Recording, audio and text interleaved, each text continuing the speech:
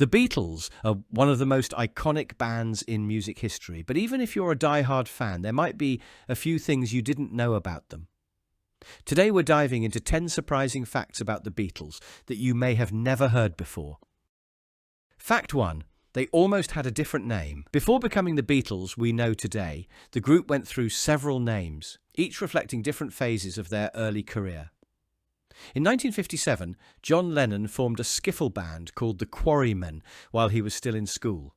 This was where it all began. When Paul McCartney and George Harrison joined the group, the name stuck for a while. However, as they evolved musically, so did their identity. In 1960, they briefly became Johnny and the Moondogs, while participating in a talent contest in Manchester. Later that same year, during their time in Hamburg, they switched again to the Silver Beatles, inspired by Buddy Holly's band The Crickets. John Lennon played with the spelling of Beatles to reflect the word beat, a nod to the band's growing passion for rock and roll. By August 1960, they dropped Silver and finally settled on The Beatles, a name that would become legendary. Fact 2. Ringo Starr wasn't the original drummer. Most people associate the Beatles with John, Paul, George and Ringo, but Ringo Starr wasn't the band's original drummer. In fact, it was Pete Best who held that position during their early days. Best was with the band from 1960 to 1962, during their formative years in Hamburg, Germany, where they honed their live performance skills, often playing for hours every night. Pete Best became quite popular among fans, especially in Liverpool, with his teddy boy look and his solid drumming style. But in 1962, just before the Beatles recorded their first single, Love Me Do, things changed. The band's producer, George Martin, wasn't satisfied with Best's drumming during the initial recording sessions and suggested using a session drummer. The rest of the band also felt Best wasn't a good fit for their evolving sound and chemistry, so they made the difficult decision to replace him.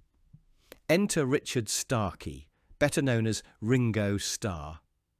Ringo had been playing with Rory Storm and the Hurricanes, another popular Liverpool band, and was well known in the local music scene. When Ringo joined the Beatles in August 1962, the lineup we now know as the Fab Four was finally complete. While fans were initially shocked and upset by the sudden change, Ringo's unique drumming style and personality quickly won them over, becoming a defining element of the band's sound. Fact 3. They refused to perform for segregated audiences. In the 1960s, racial segregation was still common in parts of the United States, especially in the South, where venues often had separate seating arrangements for black and white audiences.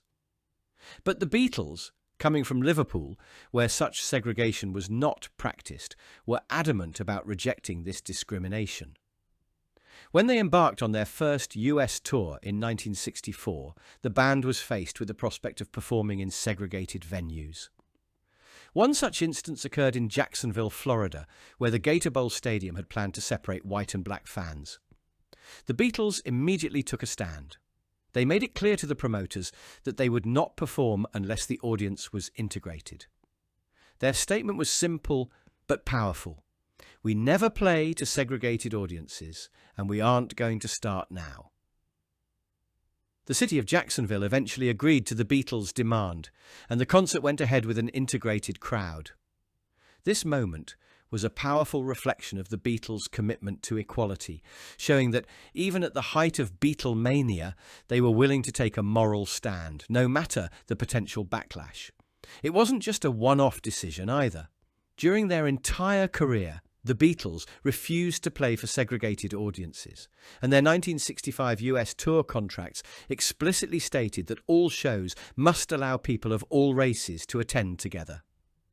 Their influence went beyond music, playing a part in the larger civil rights movement of the 1960s. Fact 4. The Beatles were the first to use feedback in a song.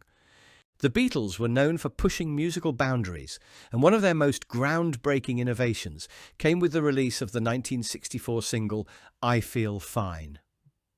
In this track, the Beatles became the first band to deliberately use guitar feedback in a commercial recording, a technique that would later become a staple of rock music. The feedback happens right at the beginning of the song. John Lennon accidentally created it during a rehearsal when he left his guitar too close to an amplifier, and the resulting sound intrigued him. Rather than dismissing it as a mistake, Lennon decided to experiment with it. He and George Martin, the band's producer, figured out how to control and replicate the sound, creating the distinctive note that opens, "I feel fine." This was revolutionary at the time. In 1964, feedback was considered nothing more than unwanted noise, something musicians avoided at all costs. The fact that the Beatles intentionally used it in one of their biggest singles was a testament to their willingness to take risks and explore uncharted sonic territory. It's now regarded as one of the earliest uses of feedback in a pop song, paving the way for later artists in genres like rock, punk, and even heavy metal to use distortion and feedback as creative tools. Fact 5. The Beatles could not read music. Despite being regarded as some of the most talented songwriters and musicians in history, none of the Beatles could actually read or write traditional sheet music. This might come as a surprise given their complex arrangements and revolutionary songwriting, but John, Paul, George and Ringo all composed their music by ear and relied on their intuition rather than formal musical training. Paul McCartney has often spoken about how he would play melodies on the piano or guitar, and if he liked something, he'd remember it by playing it repeatedly. John Lennon did the same, working off feel and instinct rather than writing down notes. Together they crafted some of the most enduring songs of the 20th century, everything from the orchestral arrangements of A Day in the Life to the innovative chord changes in Yesterday. Instead of writing music in the traditional sense, the Beatles often worked with their producer, George Martin, to bring their ideas to life. Martin, who was classically trained, would help transcribe their ideas for the other musicians who were brought in to record orchestral or instrumental parts. The band would describe the sounds they wanted in abstract terms, sometimes asking for things like a barber shop quartet feel, or something with a swirling sound, and Martin would interpret these requests and put them into musical notation for the players. This unorthodox approach didn't hold them back. In fact, it's part of what made their music so unique. The Beatles didn't feel constrained by the rules of music theory, allowing them to experiment with unusual chord progressions, time signatures and song structures that more classically trained musicians might have avoided. It's a testament to their natural talent that they were able to break barriers and create music that's still studied and admired by musicians who can read and write music. Fact 6. The concert that only lasted 30 minutes. By 1966, Beatlemania was at its peak, with the Beatles performing to sold-out stadiums around the world. But something unexpected happened during their final live concert at Candlestick Park in San Francisco on August 29, 1966. It lasted only 30 minutes. This marked the end of the Beatles' era of live performances, but the reasons behind it go much deeper than just the short set time. The band had grown frustrated with the experience of touring. The incessant screaming from fans made it impossible for them to hear themselves play, and the sound systems of the time were not advanced enough to deliver the quality they wanted. They were essentially playing for the noise rather than for the music. As George Harrison put it, we were just fed up with it. There was no enjoyment in it. The setlist for this historic concert consisted of 11 songs, including hits like Rock and Roll Music Yesterday and Long Tall Sally. But by this time, the band was more focused on studio experimentation than live performances. Their recent albums, Rubber Soul and Revolver, included complex arrangements that simply couldn't be replicated on stage with the technology available at the time. Knowing this would be their final show, the Beatles brought cameras to record parts of the concert. While the footage is limited, the concert itself has since become legendary. After those 30 minutes, the band left the stage, and the Beatles would never tour again. Instead, they poured all their creativity into the studio, producing groundbreaking albums like Sgt. Pepper's Lonely Hearts Club Band and The White Album. This brief concert was a symbolic turning point for the band, signalling the end of Beatlemania and the beginning of their more experimental, studio-focused phase. Fact 7. George Harrison was almost deported from Germany. Before they became global superstars, the Beatles spent their early years playing in clubs in Hamburg, Germany.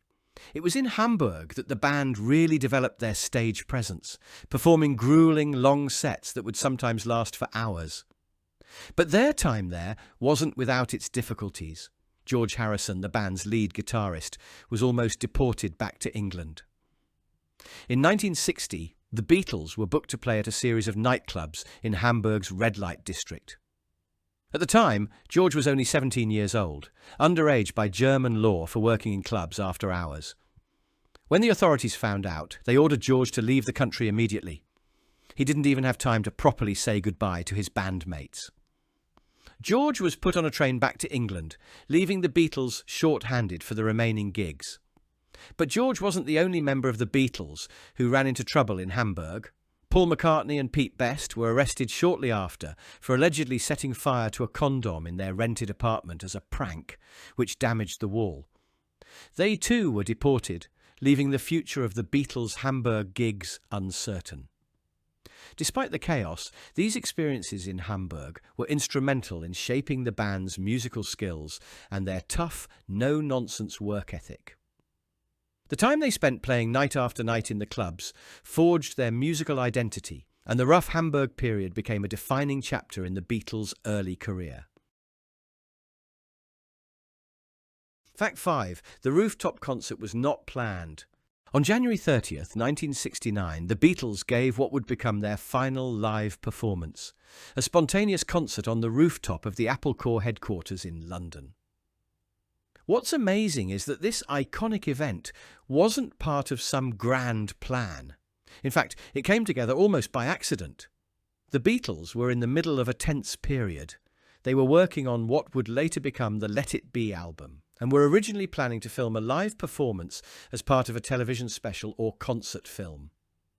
Ideas were thrown around, ranging from performing in exotic locations like an ancient amphitheatre in Libya to playing on a boat, but the band couldn't agree on anything.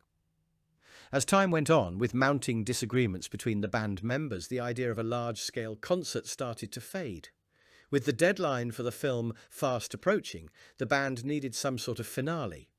Then, on a whim, the idea of performing on the roof of their own headquarters was suggested. No major logistics or planning went into it. They simply gathered their instruments, went up to the rooftop and started playing. On that cold January day, the Beatles performed several songs, including Get Back, Don't Let Me Down, I've Got a Feeling, and One After 909. The concert lasted for about 42 minutes, during which the unsuspecting crowds below began to gather, drawn in by the music.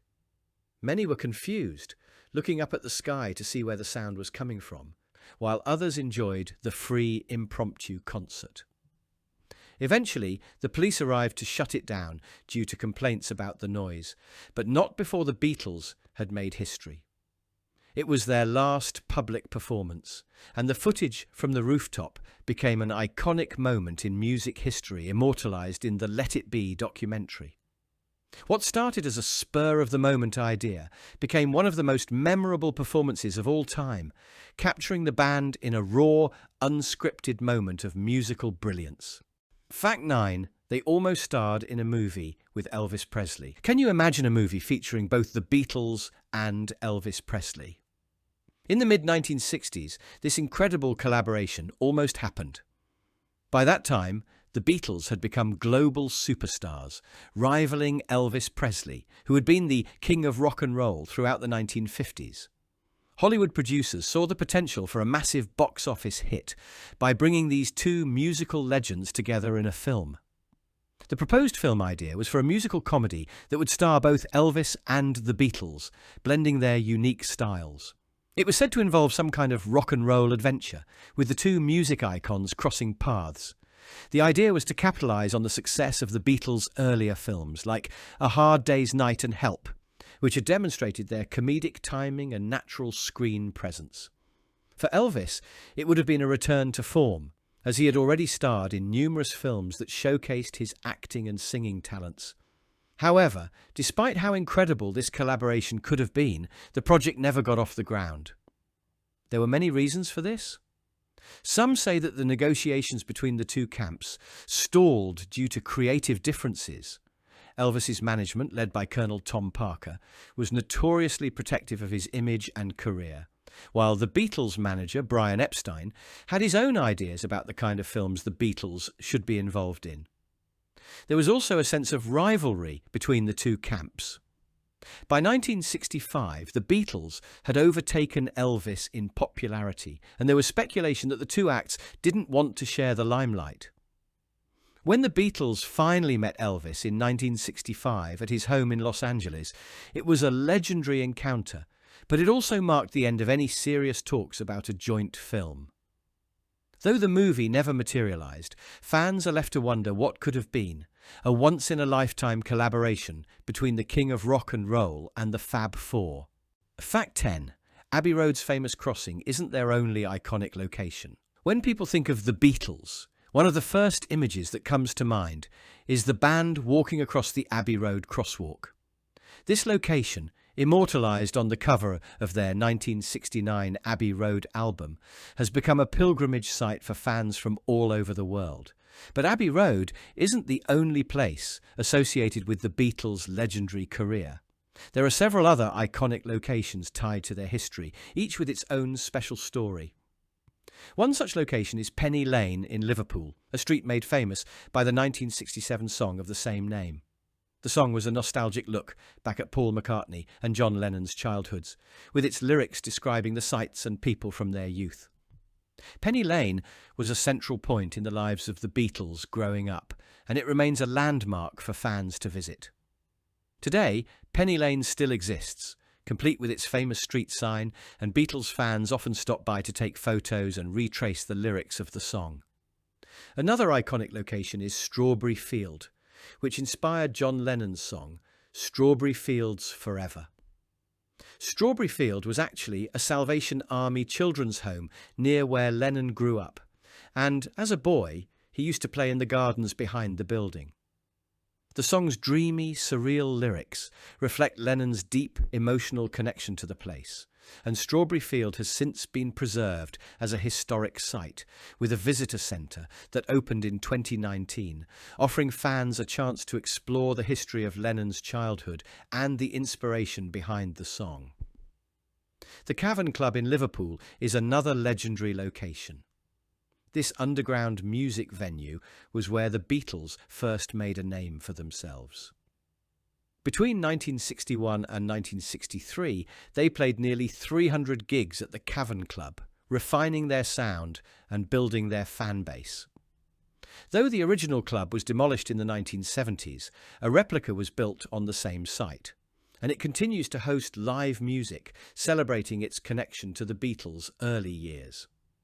While Abbey Road may be the most famous of Beatles locations, it's these places, Penny Lane, Strawberry Field and the Cavern Club, that really tell the story of where the band came from and the memories that shaped their music. And there you have it, 10 things you probably didn't know about the Beatles. If you enjoyed this video, don't forget to like, subscribe and let us know which band you'd like us to cover next.